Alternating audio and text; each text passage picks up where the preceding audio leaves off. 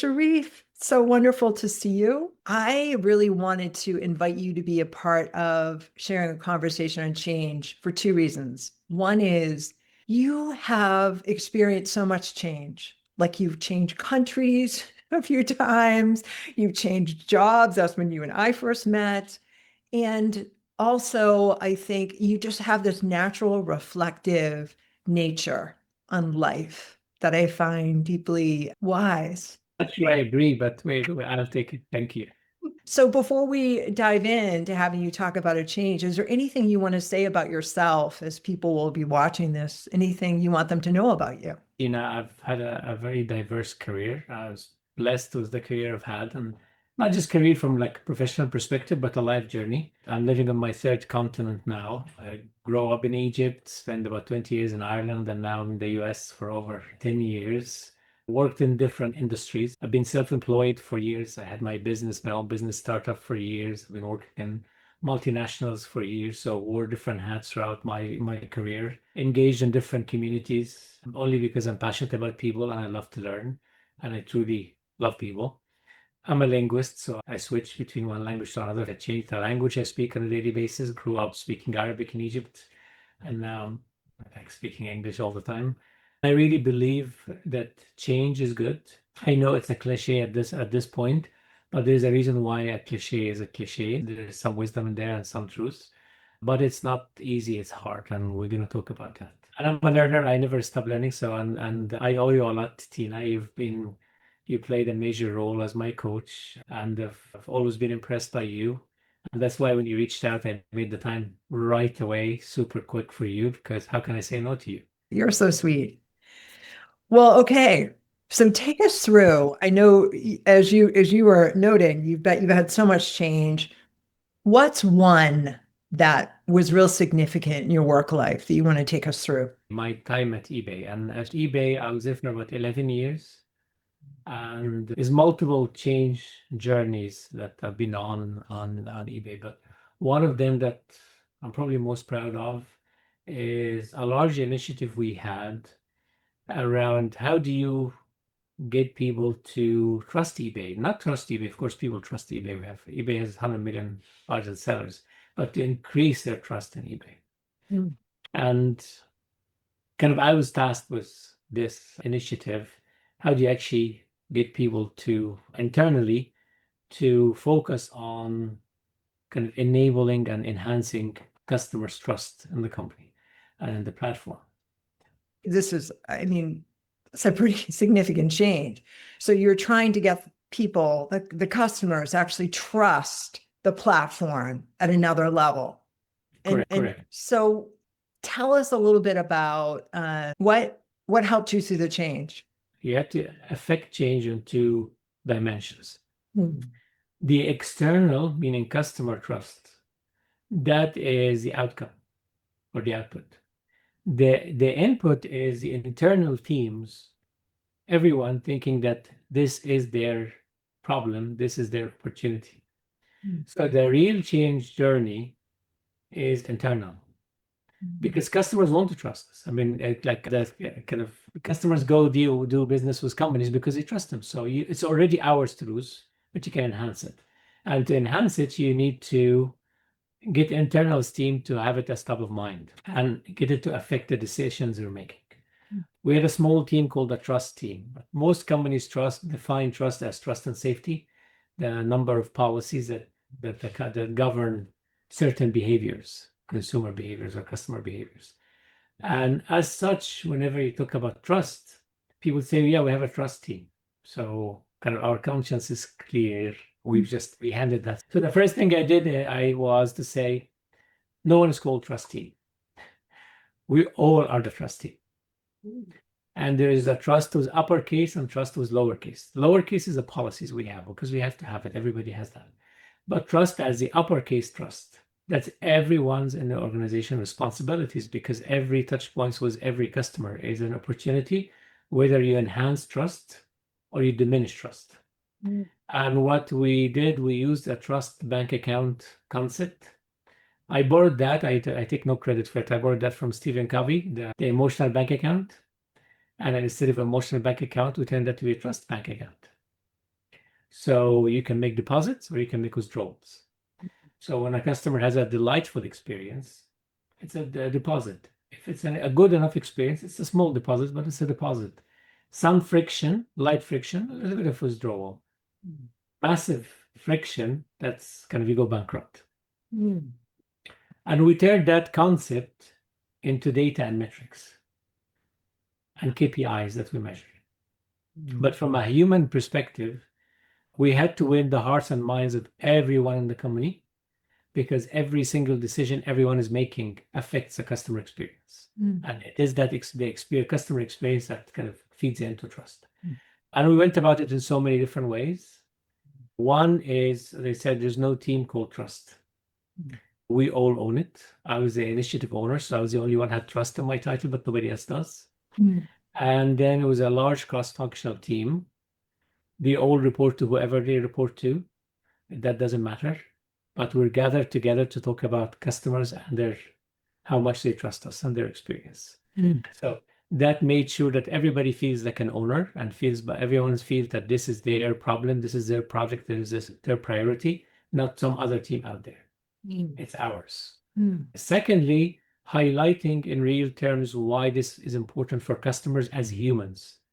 And humanizing customers in this context is very different when you talk about something in abstract terms, slideware, versus when you talk about Tina and Sherif. So humanizing customers is an easy way to affect change for those customers versus talking about it. I love this. Yeah, sure. So for example, we had a platform for buyers and sellers to communicate on eBay.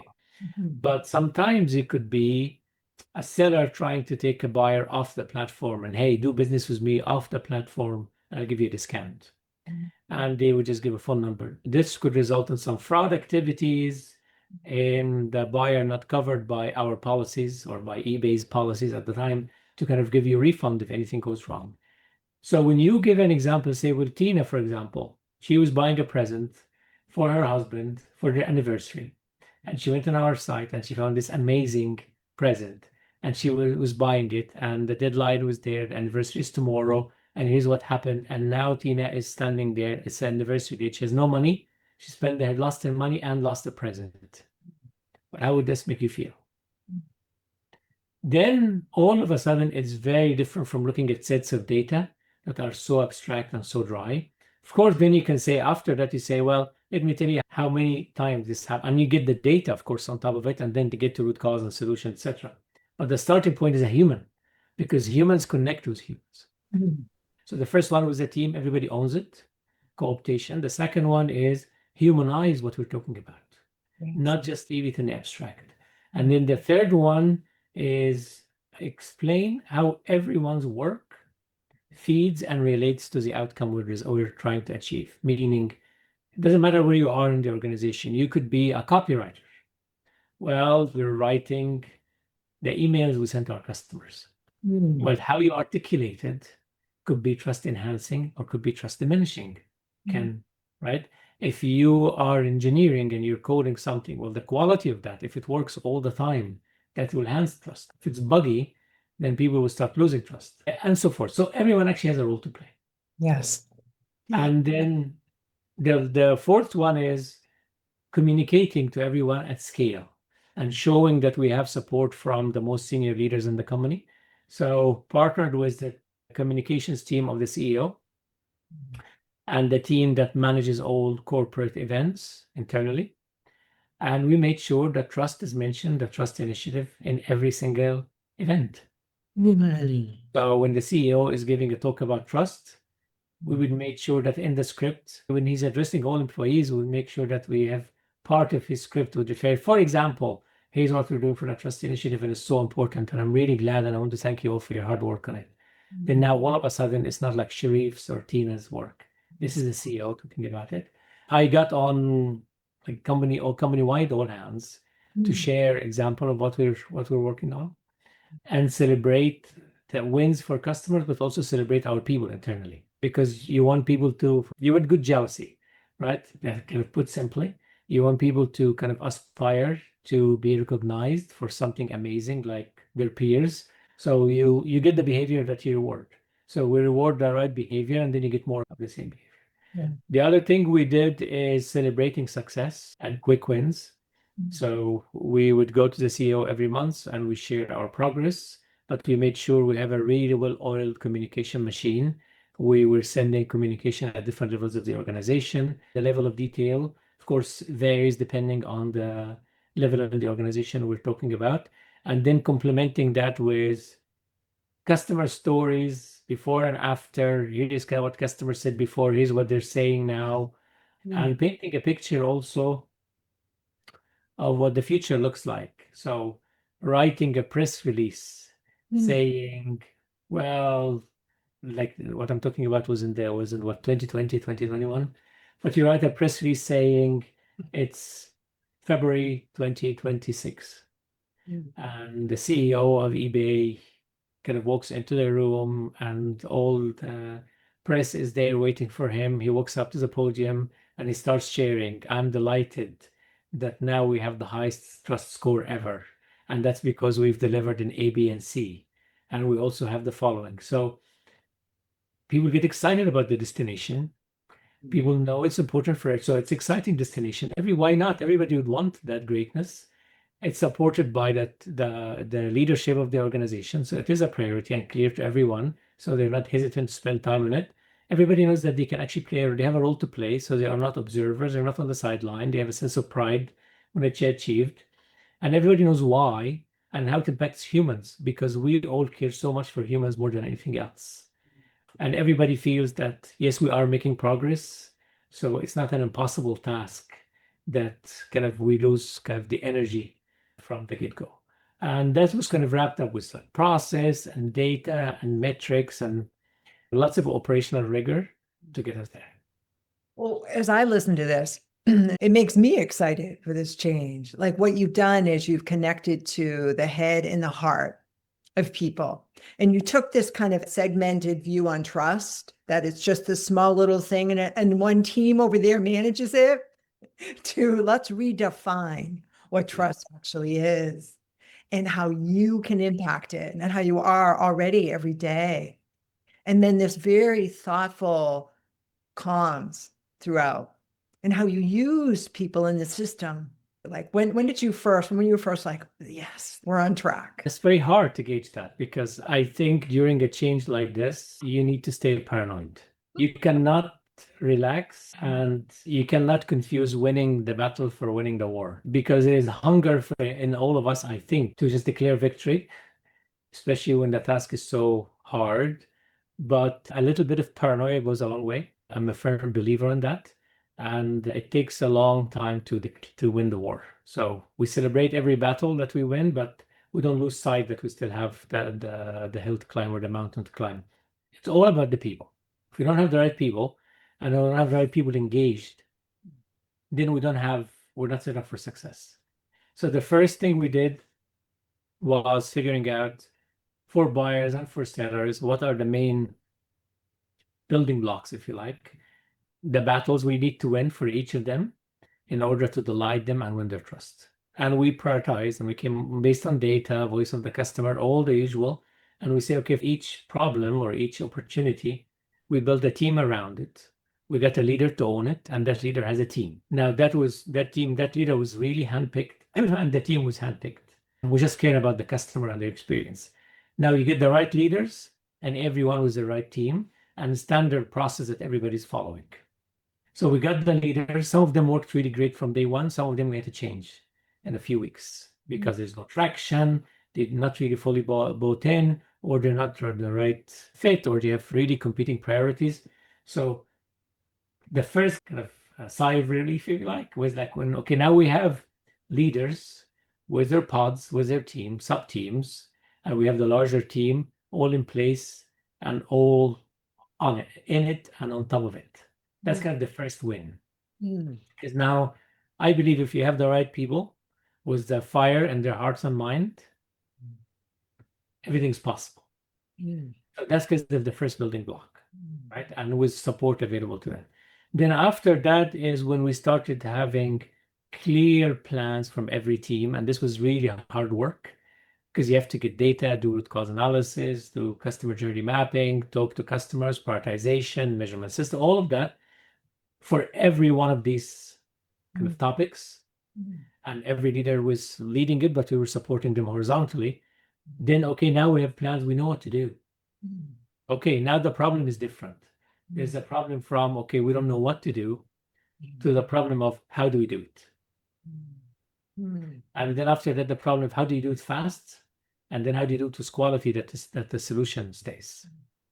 And every one of these require different type of change management and different way to go about how do you go about the solve. Some of it's straightforward, some of it is really hard, and there's side effects in the organization, so you have to drive change in like other pockets. But that's kind of how it started. Kind of the vision is clear and we're excited about it. We know the destination. It's like more trust. We're not sure how we get there. But then we have the team, and we have kind of the team figures out how we're going to get there. Like, what do we need to solve to get there? And then how do we implement all these solutions? And then how do you make sure it's kind of done quickly? Because you might have a great plan, you might know how to implement it, but it takes years. So no, like we have to be paranoid. And then how do you make sure it's sustainable so it doesn't break down? The thing as I listen to you, that strikes me as having worked with eBay. So that this is on top of their regular jobs, these people who are on these teams, the leaders of the teams. And so you've influenced them in such a way that they're prioritizing this. And the way that you hand selected people and to go outside of the org structure, as you noted, like it's not about where people, like that in itself is a really savvy, nuanced intervention, this change, I would say, like and to have that network to say, okay, you really want Sherif for this particular problem, or Joe for this particular, like just to have that, I can just imagine the thinking behind that, the conversations. Like I mean, that's what strikes me. Is that true? That's one of the most important steps in the process in my mind, the most important. And I really don't agree with the approach of sending one email to lots of people, opting them into something that doesn't work and doesn't form really healthy teams. So before we had the kickoff of the core team, I had already met personally with every one of the team one-on-one. Like we solve for effectiveness before you solve for efficiency. Unfortunately, most people solve for efficiency before effectiveness. But you cannot try to be efficient from day one. First, you may get to try it, and then you'll be efficient. So I insist always, I meet with everyone one-on-one, 30 minutes, with everyone that's invited to the team meeting. I get to know them well if I don't know them already, and they get to know me, but also they get bought into the vision. So when we have the kickoff meeting, guess what? We're all coming into the room, we're all primed for the same thing. We actually already have the same understanding. Then the dynamic in the room is very different. It's kind of excitement about the destination, not debating about the destination. Right? So it's like a sales motion, if you like. Then for the leaders of the pods or the projects, if you like, opportunities or problems, depending on the language, each of them is handpicked, but the approach is not to go to their boss and say, hey, I need Tina, and the boss would dictate. The approach is to go to Tina and say, like, Tina, we have this great opportunity. And truly we believe in it. Like, we have to be honest and authentic. It really is a great opportunity. It's an opportunity for you to shine. A great leader needs a great opportunity. And here it is. It plays to your strength, and here's what's in it for you. You tell me what's against your interest, and we'll address it. Time band, etc., etc. And then this sets you up for success. And also, I'm at your service. So I'm not asking you to do something and I wash my hands of it. Like, I'm gonna be working for you. If you're aligned, then I'm gonna talk to your boss. Like, you actually decide how this is gonna work. And then when the person says yes and excited, okay, well, let's talk to your manager and kind of like it's framed like you're a top talent and therefore you've chosen for this to lead this work, as opposed to this work is kind of hard. Yes. That's a position. I think that's so powerful, Sherif, because what you're doing in that is you're modeling trust right from the start, even in that small nuance of, hey, you want to go to your boss if you think this is right, or do I go to your boss?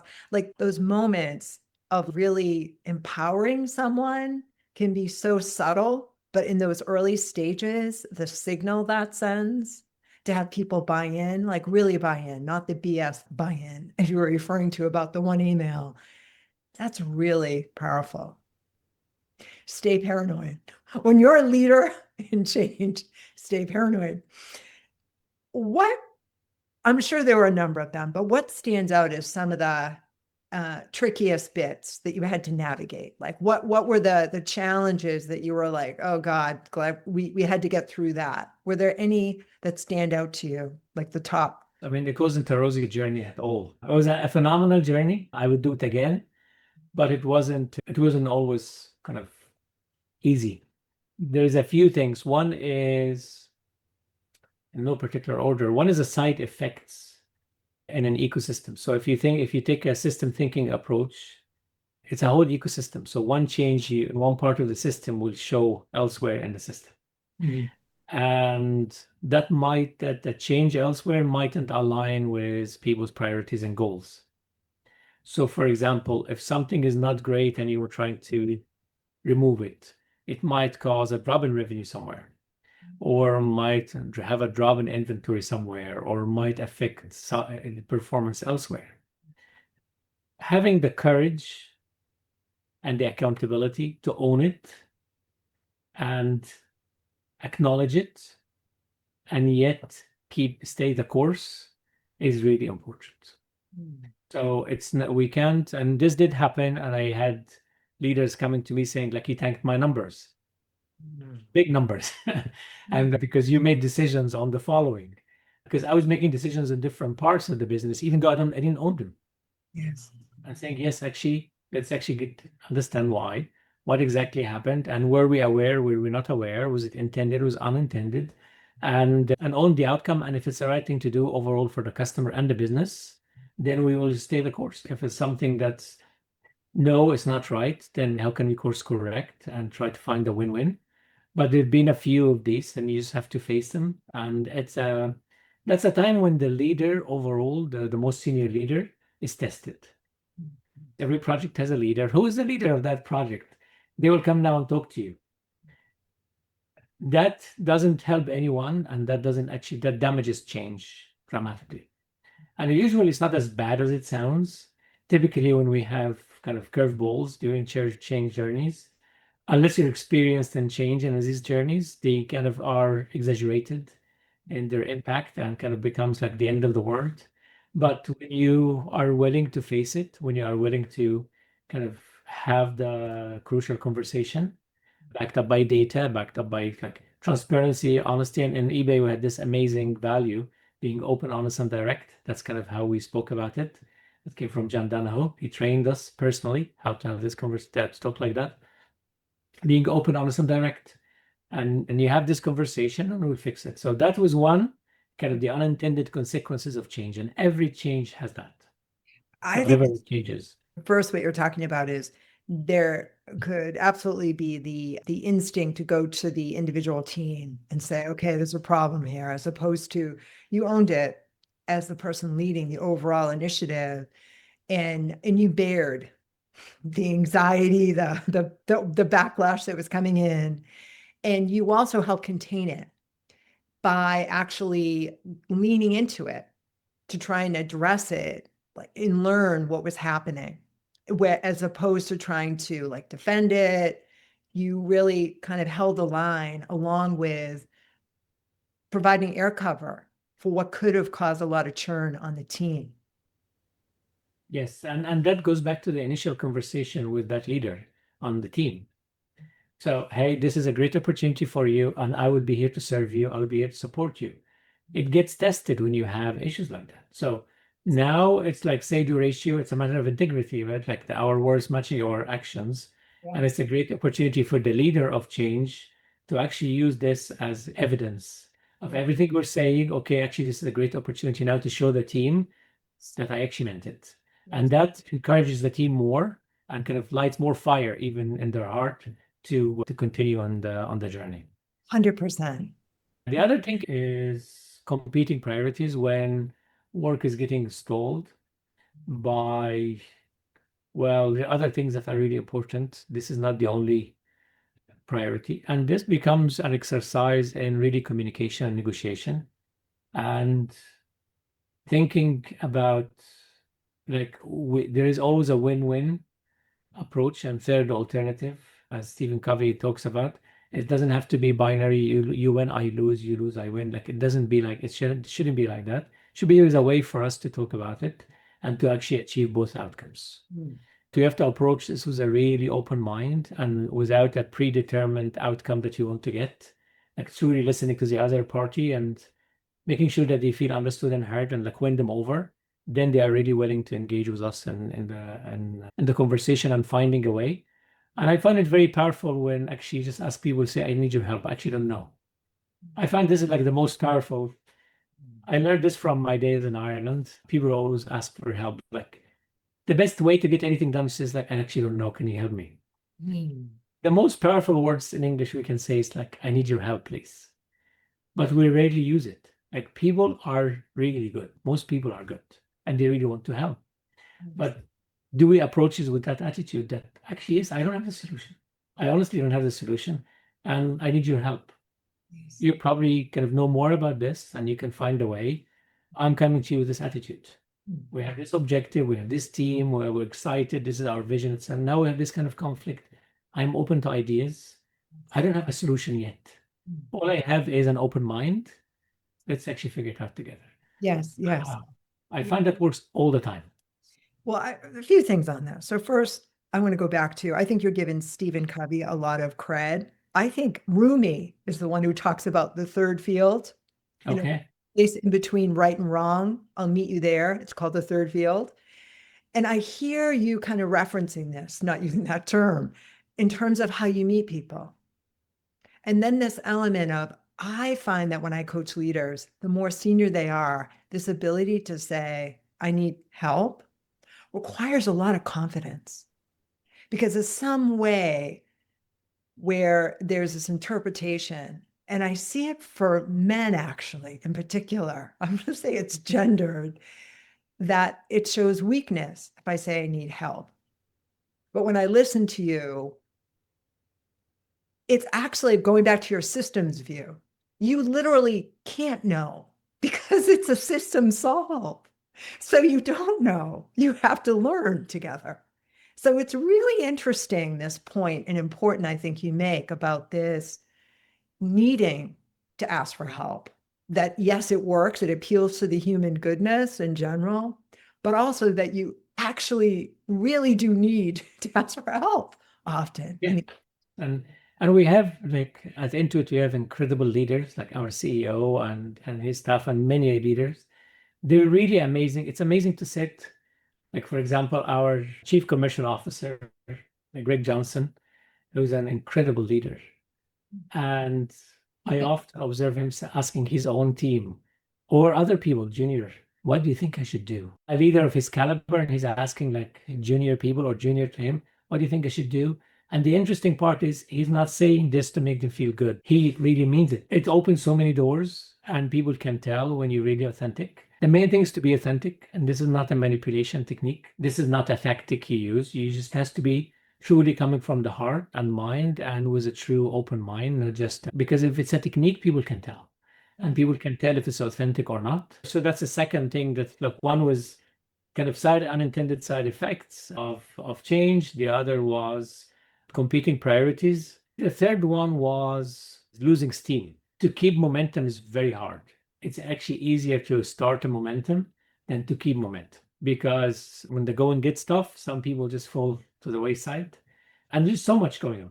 Like everybody has so much going on in their life, professional life, personal life, etc. So how do you keep momentum with something that requires so much change and that's hard for an extended period of time? So that was kind of the third challenge I would call, because you'd have some leaders naturally kind of changing roles or going out of office for whatever personal reasons.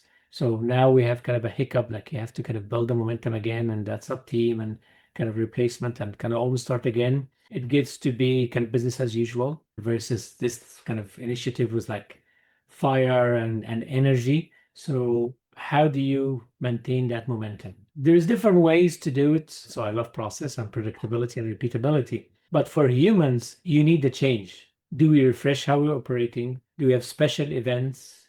Like, do we call our offsite together? Do we have a senior leader show up to our team meeting unexpectedly? So, few things like that every now and then, not just be kind of relaxed and okay, now we figured out an operating rhythm, just stick with it and that's it. No, like every now and then we have to refresh and also disrupt in a good way. Exposure to senior leadership and visibility. I'm not a big fan of the concept of visibility, and people think it's important for career progression, etc. I think actually impact should be more important than visibility, but there's something motivational and engaging when you get leaders to talk about their work. I didn't actually do much talking at all in any of the updates about trust. All my role was just to thank people, kind of acknowledge how amazing they are, and then give them the platform in front of the CEO and his directs, and in front of the top leaders of the company. So now next month, if you're going to talk about metrics, well, the leader of analytics will talk about metrics.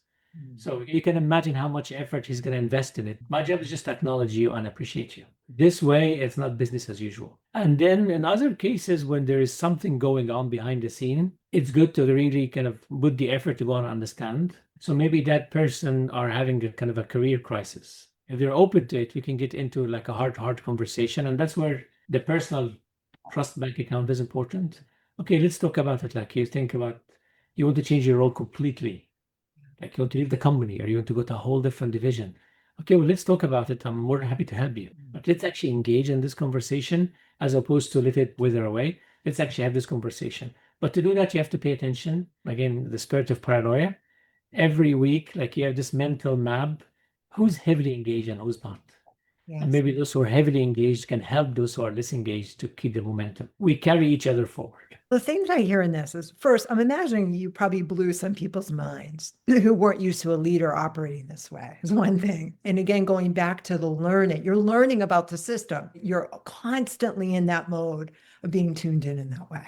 How did you sustain your energy? I get my energy from two sources always, from our customers and my team. So our customers are always the source of energy. I'm motivated by the impact we deliver on people's lives in every job I've had my whole life. At Intuit, we think about the businesses we're supporting and serving and how we're fueling their success.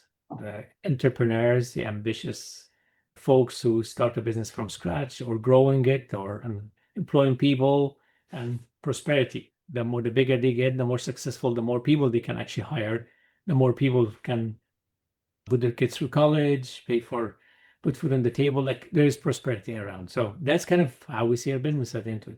For eBay, there was buyers and sellers. So the sellers really depend on eBay for income in a very real way. And it could be the large sellers who are like a big business and it's important for their success, but more so the smaller. And you hear so many stories about people like selling stuff on eBay to pay for a sick parent for their treatment, or to put their kids through college, or to complement their income because they're studying and you have to pay for it. So many stories about that. That is really human in nature, that touches your heart. How can you not help? On the buyer side, and that's something most people don't know about eBay, so many people actually can't afford to buy what they're buying if it weren't on eBay. And most of the stuff is new, but it's kind of better value than elsewhere. So many people actually go shopping in eBay because they can afford it more than they can afford it. They can't afford it elsewhere. If you hear about a parent, and there's so many stories, a parent, this happened actually with me. I got my son to sell his old sneakers on eBay, and a parent in New York bought it for his son because brand new they're about $80, but he bought it for $20. Now his son can have the kind of the Steph Curry sneakers kind of at a great price, and he can shake and be proud to say his son, it's not a donation. So when you make it real, that's where I get my energy. Yes. And we have so many stories that kind of we come to work to deliver positive impact in people's lives. And we were fortunate at eBay and at Intuit that our work, you can see actually how it's impacting people in a very direct way. So that was my first source of energy.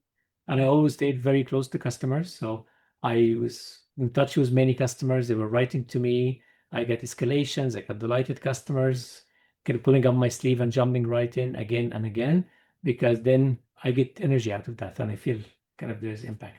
Then the team, and the team is like my team, not just in my org chart, but the team I work with. That's what I meant, especially when I see them thriving and more successful and growing year over year. So someone in year one was kind of capable of doing the following or struggling with some skill set or some situation or whatever. And then year two, you can feel their maturity, not just from a technical perspective and knowledge perspective, but from a character perspective, personality, strength, resilience, adaptability, open to change, leadership, how they're holding their ground, crucial conversations. So that's the two main sources of energy for me. First is customers always, and second team. To me, I get this image of whole person, like their character, who they are, like at work, in their life, who they are as a human. And I see that you found this alignment with your values. Like it seems like I don't think everyone has that alignment, but you find that alignment. But I have this sense that part of that is you sought out eBay because it matched that alignment. But part of it is that that's who you are, and you'll always find that alignment in some way. The alignment to values, I mean, I'm glad you brought this up. It's so critical. I didn't always have it in my career, but when I didn't have it, I was not happy at all. And I just had to change roles. Life is too short to be in a job where that's not aligned with your values, and you're not going to get fulfillment. No matter what the package is, no matter what the money is, if it's not aligned to your core values or to one's core values, then work is not going to be enjoyable. And you'd end up with this schizophrenia between your work personality and your outside of work personality. And that causes real anxiety and real pain. So I've experienced that before, thankfully not for long, because I just had to make a move. When there's lack of alignment between values and the environment and the culture, then you usually have to own it. And sometimes it's easier to change and go to another culture or another team than to trying to change the culture, or worse still, to try to change your own values. That's kind of a no-no. And this kind of goes back to what you were talking about earlier at the beginning about we need to change. That's the change is good. And so really being in tune with yourself about if this just isn't a fit, how do I make that shift out of the system altogether, or in a different role, in a different part of the organization, or even a different company? Yeah. But the change shouldn't touch the core. So change is good, except when it comes to character, kind of core values, principles in lives. Like this has to be really anchored. They're the lighthouse, right? They shouldn't be impacted by the waves. Yes, I think it's a great way to put it. They're the lighthouse. So this has been so useful and inspiring to listen to you, Sherif. I knew it would be. A couple closing things I wanted to ask you. One is, knowing that you're going to continue to change because you're a learner, what advice would you give your future self as you're going after your next S-curve on change from all your experience? What advice would you give yourself?